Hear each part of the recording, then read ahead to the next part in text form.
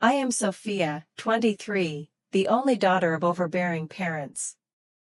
That night, when my teeth cracked under my father's punch for defending myself, my mother just smiled faintly and said, "That's what you get for being useless." My father stood over me, baring his teeth and muttering, "Maybe now you'll learn to keep quiet and not cause trouble." Despite the pain, I smiled. They had no idea what was coming. If you're watching, let me know where you're from in the comments. Like and subscribe. My story might save someone's life. From the outside, we were an ideal family living in a nice neighborhood near Boston. Our two-story colonial house with a manicured lawn and a white picket fence could have appeared on a postcard. My father, Frank Thompson, was a successful lawyer at a prestigious law firm in the city. Everyone respected him. He donated regularly to charities, sponsored local sports teams, and had a kind word at community meetings. My mother, Eleanor Thompson, was an event planner who organized fundraisers and parties for the upper class. She was always immaculately groomed, with perfectly styled blonde hair, designer clothes, and flawless makeup. They projected an image of success and happiness that everyone wanted. But appearances can be deceiving. The picture of perfect family life we presented to the world was a carefully constructed facade. I am fortunate to have a few rare gems of fond memories scattered throughout my childhood. My 10th birthday was one of those rare perfect days. My father was rarely so cheerful, probably because he had won a big lawsuit, and my mother had been taking her medication all week. They rented a small zoo in the backyard and invited all my school friends to join in. For just one day, I felt like a normal kid with loving parents. Dad even hugged me, a rare occurrence I can count on my fingers. Another golden memory is the only beach vacation I ever took when I was 12. We spent a week on Cape Cod, and for 7 days, the pressure and stress seemed to melt away in the salty ocean air. Dad left his work phone in the hotel room. Mom smiled genuinely instead of the usual fake social smiles. Every morning I collected seashells, and Dad and I built an elaborate sandcastle that withstood the waves for 2 days. I kept a golden scallop shell in my desk drawer to remind myself that life could be different. In school, I kept straight A's. I had to. Anything less would have led to dire consequences that I tried to avoid at all costs. But my passion was writing. I kept a journal filled with stories, poems, and dreams of other lives. I wrote about faraway lands I would someday visit, imagining characters brave enough to stand up for themselves. My English teachers always praised my work, but I never showed it to my parents. My instincts told me it would be seen as a threat, a sign that I had thoughts and dreams beyond their control. I dreamed of going to college far from home. New York University was my top choice because of its prestigious journalism program and its location hundreds of miles from Boston. I envisioned myself walking around Greenwich Village, blending in with the crowd, becoming anonymous, finally free to be who I wanted to be. I secretly searched for scholarships in the school library, knowing my father would never pay for my escape. Olivia Bennett, my only friend who knew anything about my family life, was my rock. We'd known each other since 7th grade, when she'd first transferred schools, before I'd learned to hide things so well. She'd caught me crying in the bathroom one day after my dad had thrown out my art collection, thinking it was useless. Olivia didn't press for details. I wasn't ready to share, but her quiet support kept me grounded. We'd sleep over when we could, the small moments of normalcy reminding me of what a real family was like. Her parents were kind, gentle, and argued respectfully, never yelling or hitting like mine. The stark contrast made me realize my pain all the more. My 11th grade English teacher, Mrs. Harrison, was the first adult to notice something in my writing that reflected a dark truth. After reading my fictionalized writing assignment, she invited me to stay after class. "You have an incredible talent, Sophia," she said, her eyes filled with concern. "The emotion in your writing is so real. You know you can talk to me if you need to?" I nodded but said nothing, not ready to reveal the truth. The recognition planted in me the seed of hope that words could be an escape. I became skilled at crafting a public facade that didn't reveal my private pain. I smiled at the right times, participated in just enough extracurricular activities, kept a safe social distance so I wouldn't be suspicious but wouldn't get too close. I was friendly but not intimate with most of my classmates. It became a habit to attend school events and excuse myself early with polite excuses. I became invisible in the most conspicuous way possible, blending into the crowd. My mind wove elaborate dreams of freedom, imagining walking out the door at 18 and never looking back. I dreamed of a small, bustling apartment where neighbors didn't know my name or care when I came or went. A place where I could speak without measuring my words, laugh without fear, be myself without having to listen to the atmosphere around me. The reality was more complicated. Though I dreamed of escape, I understood the invisible chains that kept me in that house: financial dependence, long-learned fear, and the haunting whisper that my parents might be right about me. Maybe I was ungrateful. Maybe I deserved the beatings. Maybe it was worse outside. But hope is the most enduring thing, growing in the darkest places, fueled by small cracks of light. And I protected that little flame fiercely through every fierce wind that nearly extinguished it.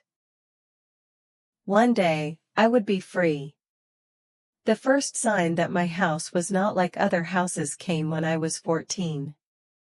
I had always felt the difference, the toxic tension that hung over the house, but that day was a turning point. I brought home my report card, nervous but quietly proud. All A's except biology, which was a B+. The teacher was tough, and most of the other students had lower grades. I thought my parents would be happy, or at least not angry. Finding my father in the home office, sitting among legal papers, I shakily handed him the report card and studied his face.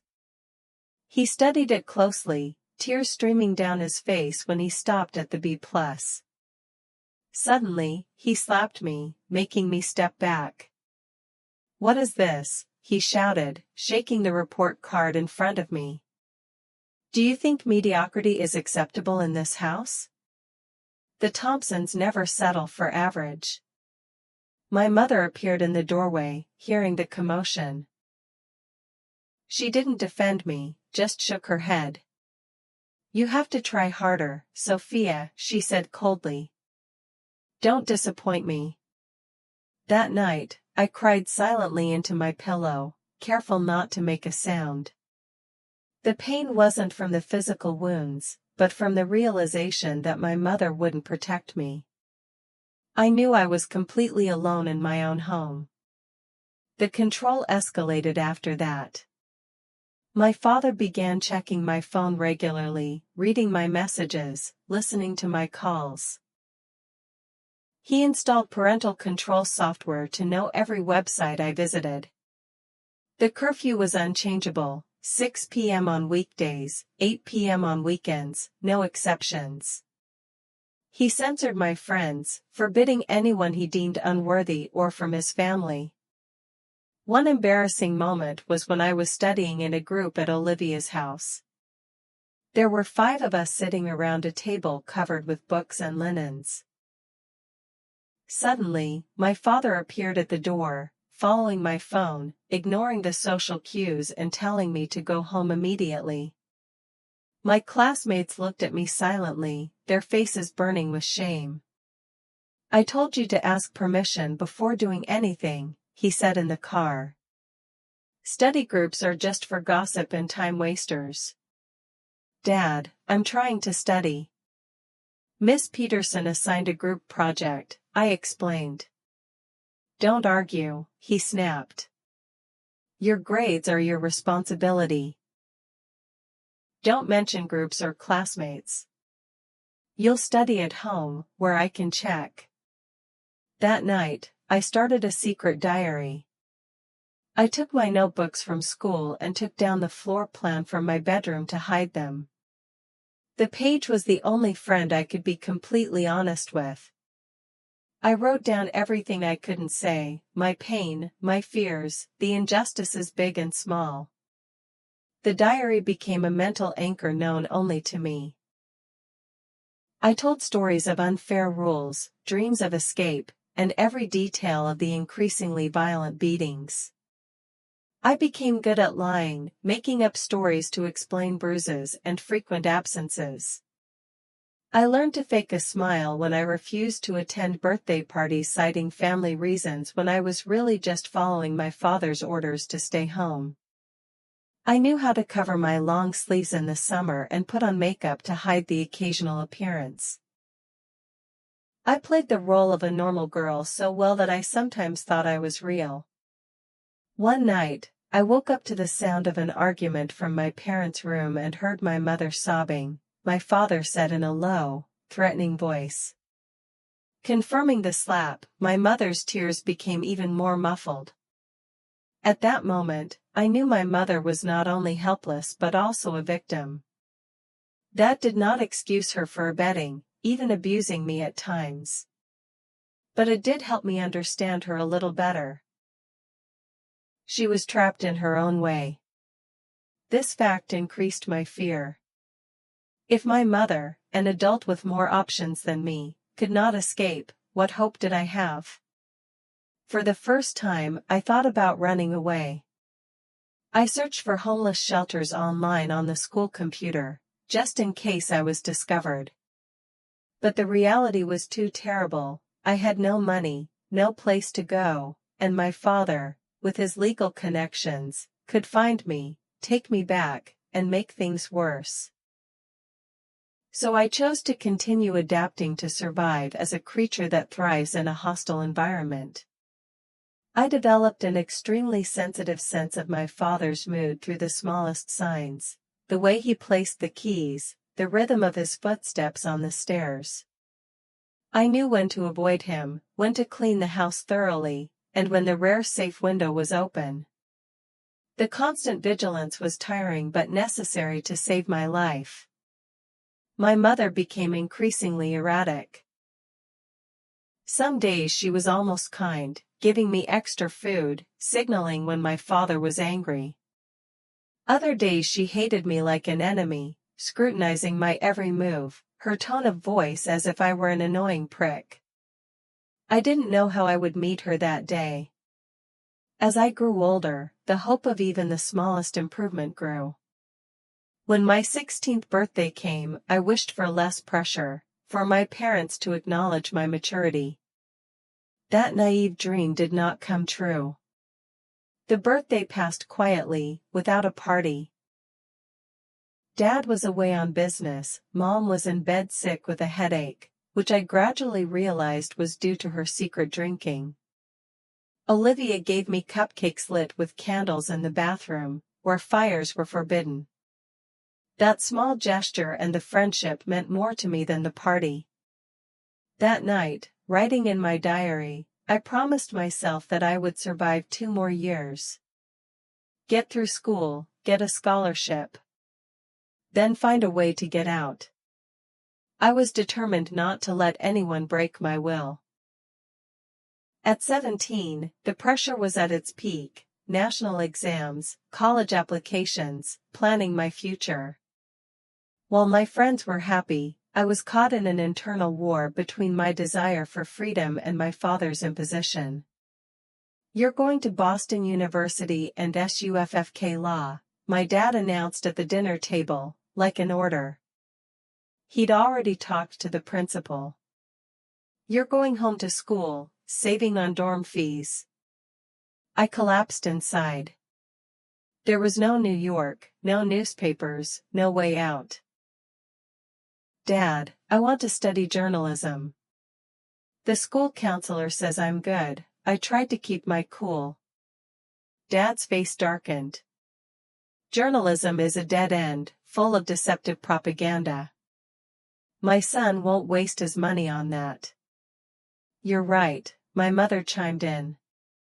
Journalism is for people who can't get into practical jobs. I should have stopped. Experience had taught me that arguing with my father was painful. But anger flared. I don't want to be a lawyer, I want to write and study in New York. I'm secretly looking for a scholarship, it won't cost you any money.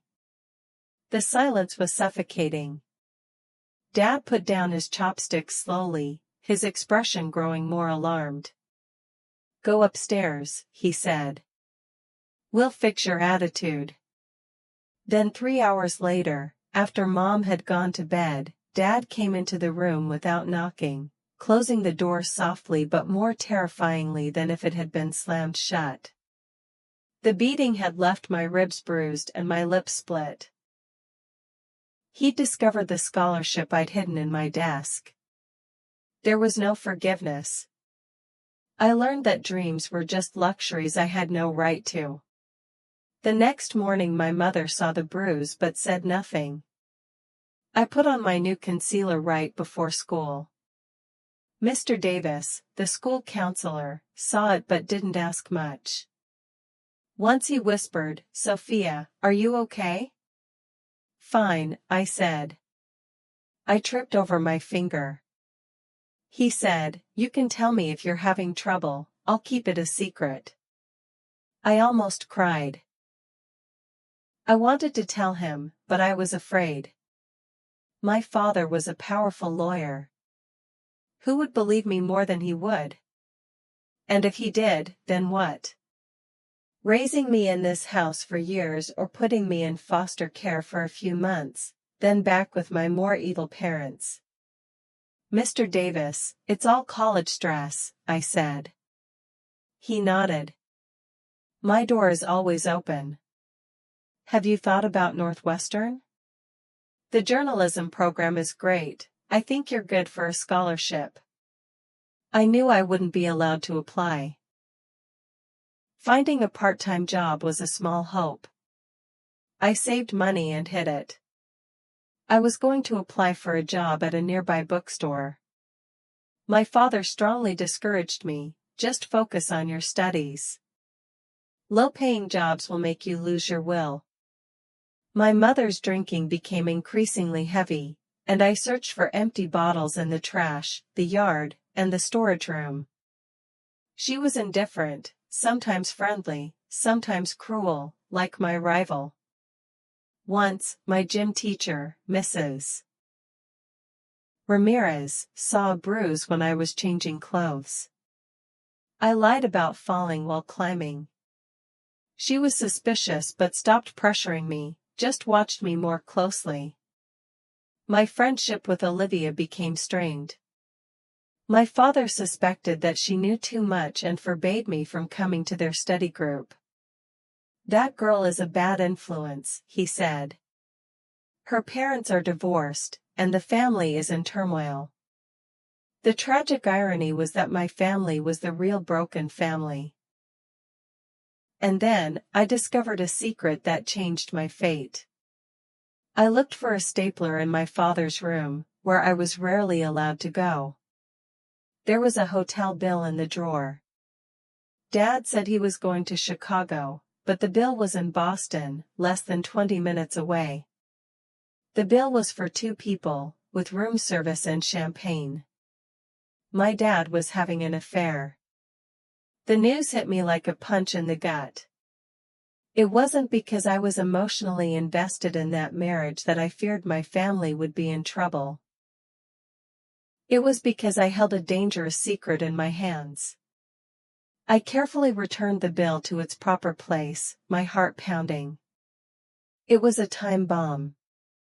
If Dad found out, I would be in unimaginable trouble. I wrote it all down in my diary, hid it in a book with no gaps in the bookcase, and closed it tightly. It wasn't a weapon, it was insurance in a world where I had no power at all. I didn't know when I would need it, but at least I felt like I had some power in my hands. As senior year approached, the wall of pressure became heavier. Dad gradually destroyed my escape plan.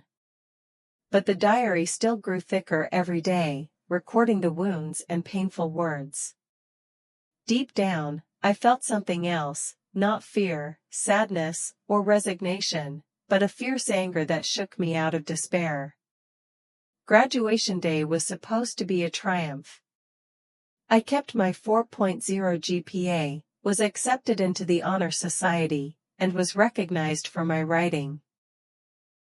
The ceremony passed in a blur under my polyester gown and a speech about a bright future. I received my diploma, with my friends' parents waving in the audience, while my parents sat calmly in the front row, my father constantly looking at my mother's watch, despite his camera skills, still managing to fake a smile. That evening, my father threw a graduation party at home, not for me but to show off. Relatives, law partners, and neighbors were invited to praise their daughter. My father's sister, Aunt Judith, hugged me. "I'm so proud of you, you're at the top of your class like Dad." My mother's younger brother, Uncle Robert, handed me a small envelope for my college fund, winking mischievously that my father had already arranged everything. The table was neatly set with china and crystal glasses sparkling under the lights. Mom hired a catering service to avoid losing her reputation. I played the role of the obedient, studious daughter, the child that other families wanted. Dad announced his congratulations to his daughter for getting into Boston University to study law, inheriting the family tradition. Guests complimented me, but no one noticed my hands shaking as I raised my glass to receive the toast. The neighbor Mrs. Harrington complimented, "How obedient you are, not dropping out of school like kids nowadays." My mom added, "Sophia has always been obedient, never causing trouble." The party lasted, we kept our roles, and the act ended at the end of the day. I cleaned up the cake. Mom went upstairs to her bedroom drunk. Dad took off his tie, poured some wine, and stood watching me work. "Leave them alone," he said, "the cleaning service will be here soon." I mustered up the courage to talk about college. "Dad, I didn't get into Boston University. I got into New York University with a partial scholarship. I want to study journalism." Silence. Father put down his glass of wine slowly. "You did that? You're 18 and want to choose your future?" I replied, "Yes, you have the right to decide your future." Father laughed bitterly without any joy. "What right? After all, your parents gave you house, food, opportunities. You repay them with rebellion and ingratitude?" I stepped back, knowing clearly in his eyes the danger was rising. "You never gave me a chance. You just built a prison. You never asked me what I wanted, who I was. You just decided everything," I replied. Father's anger transformed, roared, and hit me with a fist strong enough to break my face. I tried to protect him, but he was stronger. The anger that had accumulated for so long overflowed. "I will learn as you wish," he shouted, punching me again. Blood in my mouth, my head spinning, I tried to avoid the injury. Mother stood at the door, not caring at all, laughing dryly as if she had been drunk. "Only useless people accept that." Dad gasped, adjusting his shirt cuffs, as if he had completed his mission. "You will learn to be quiet, carry you to the bathroom to wash up." Tomorrow morning, we will carry out the plan to study at Boston University. All rebellion will end. They left me lying on the kitchen floor, purple with pain. I lay still for an hour, feeling the cold tiles on my face soothe the pain that lingered everywhere. Finally, I crept to the bathroom. In the mirror, my face was unrecognizable. My left eye was swollen, my lip was torn, my jaw was severely misaligned. My mouth was painfully open. I knew for sure my jaw was broken. My parents did not take me to the hospital. They thought I would keep quiet.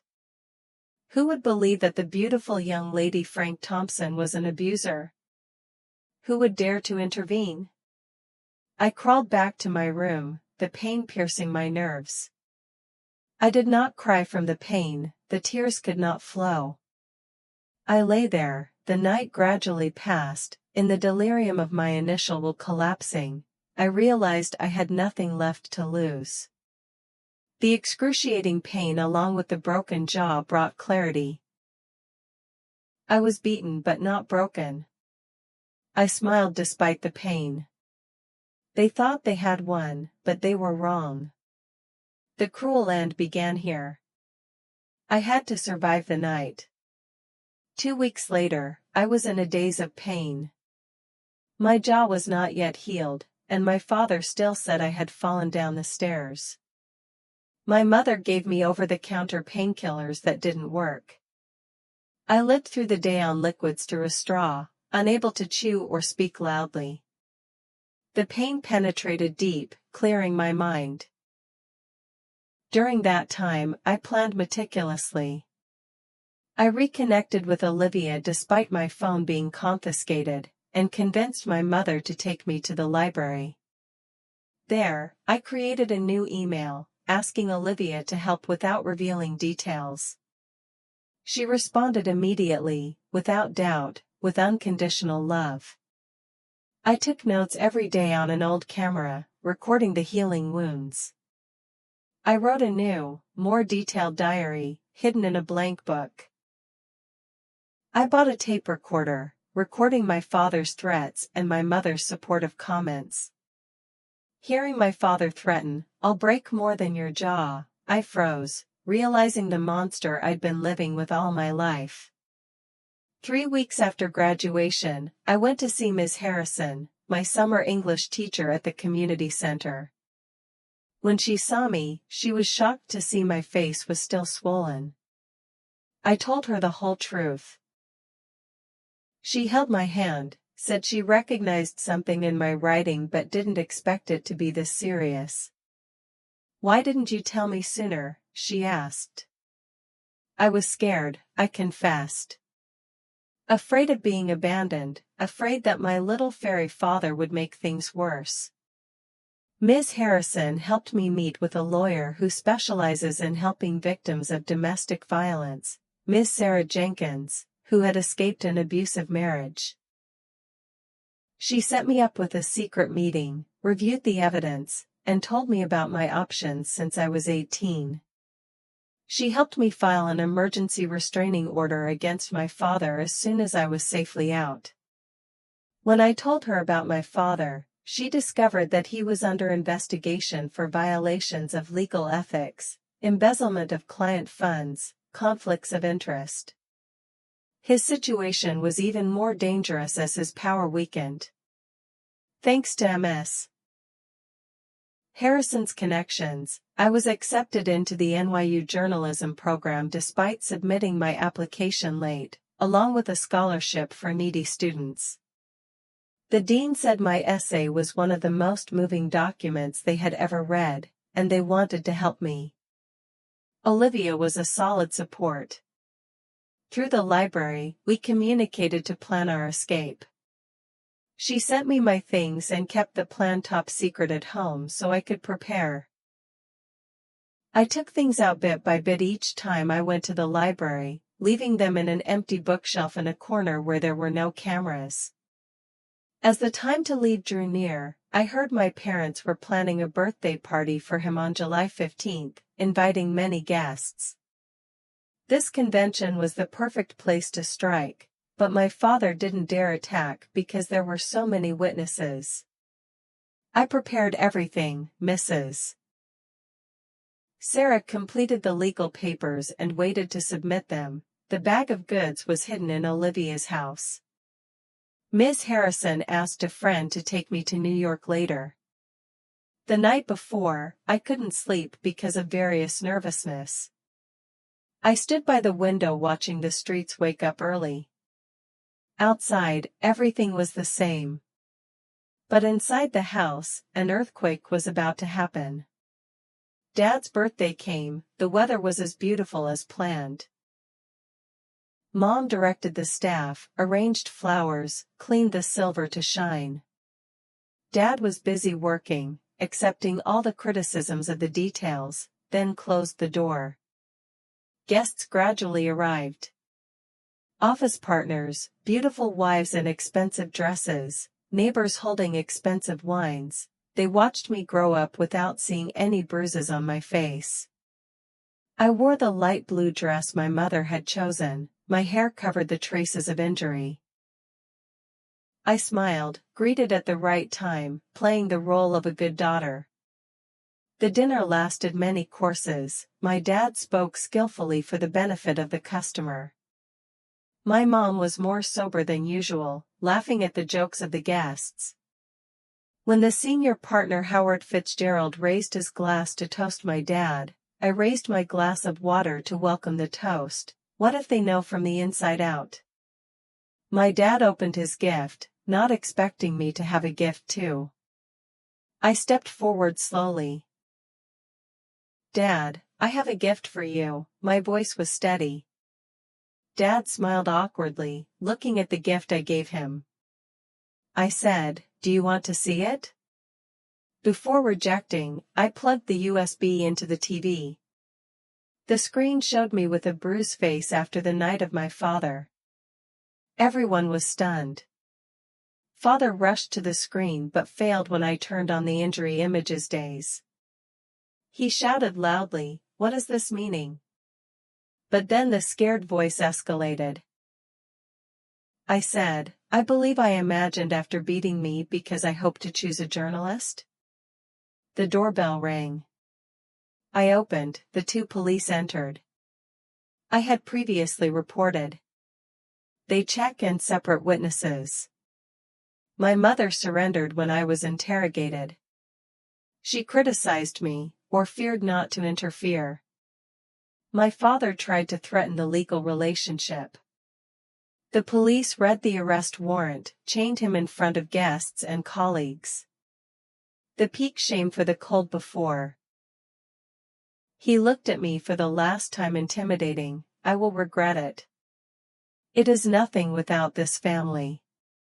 I walked over, replied, "On the contrary, I have nothing but a fake mask." Guests leave in silence shocked, the party forgot. Mother locked the door, smashed the glass according to drunkenness. I stood in the kitchen, feeling relieved, seemingly the burden of shaking off. Olivia waited outside the car, picked me up to the temporary shelter before departure to New York. I walked across the room, my childhood, only kept evidence for safety and Cape Cod shells, the light icon in the middle of the night. Before going to the door, I looked back, whispering, "Goodbye the old girl, the new person will leave the power never to give in." I closed the door, walked to the Olivia car without turning back. A year later, I sat in a small table at Brooklyn apartment. The light rain fell outside the window when I finished the article published in the school. The narrow room is different from the airy bedroom in Boston, but it is my own, containing decisions and people of me. The recovery journey is not simple and straight. I woke up in the night, remembering the feeling of strangling. I had to turn on the light. Difficulties rushed when the sounds and unexpected movements in the street made me panic. Psychological therapy helps me understand that recovery does not have to forget or forgive but reclaim life. Violence changes the brain but heals, also restructuring the brain. Every time I decide for myself, every time I love me, I resume the nerves. The club supports survivors from domestic violence to help me stabilize. 2 times a month I sit in a circle with people with similar stories, sharing and cheering each other. The coordinator often reminds, we are not alone, and not only wounds but strength. News of my father came to Sarah, lawyer and advisor, guided me. After breaking the mask, every scandal of revealed quickly. Customers denounced the beach of money, the old secretary told harassing the workplace. Medical records proving violence. My father was sentenced to 8 years in prison for beating, cheating and threatening witnesses, permanent deprivation by law. My mother followed the other way. After arresting her father, and she went to the center of the wine cessation for 90 days. She wrote a letter, apologized and tried to explain her failure as a mother. I received a letter many times and took away, not ready to reply. Therapy told me that I am not obliged to reconcile in any cycle. An article was published in the early spring newspaper about the signs of teenage family violence, not using private but inspired. I was invited to sow cognitive seeds in high schools, sharing knowledge and resources to help people suffer. Shan came, Ms. Harrison visited me in New York, bringing the news of Olivia, who had started college but was far away from the old area. Sitting coffee on Washington Square Park, I discussed the future, no past. I have extraordinary power, she said. I humbly, just do what you need to do to survive. She replied, it is the power that is to do what it needs to do, no matter how difficult. Mr. Davis, an old school advisor, sent an email regretful and proud that I saved myself. You have extraordinary courage. I changed the way to help students thanks to the lesson from you. In New York I create a new but sustainable relationship. In the room, Zoe, like sister, know when I need privacy and when I am not isolated. Ethan, photography classmates, gradually became a lover. Everything slowly, respect the limit, share the full story after 6 months of knowing each other. He listened without judgment, no pity. He just said, thanks for believing in me. Civil compensation and scholarships help me stabilize financially, focus on studying and healing. I founded a small fund to support young people to escape violence, called Next Chapter, emphasizing that survival is not an end.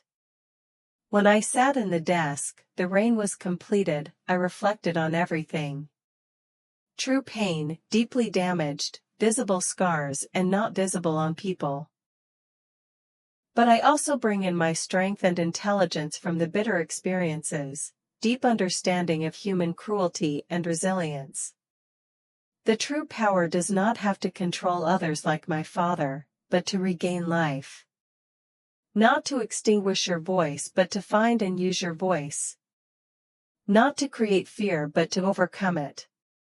My jaws are healed, slightly deviated to the last violence, but now I use it to tell meaningful stories, fighting for those who are still living in the situation I have experienced. I posted the article, opened the window to welcome the smell of the city. Tomorrow may be more difficult, may be new, may be the next long step of healing. But for the first time in my life, I was not afraid of the future. I know I'm enough to cope. Have you ever rebuilt your life or discover yourself in miserable moments? I want to hear your story. If this story touches your heart, please support, share to help others know they are not alone. Thank you for listening and remembering, the past does not define your future.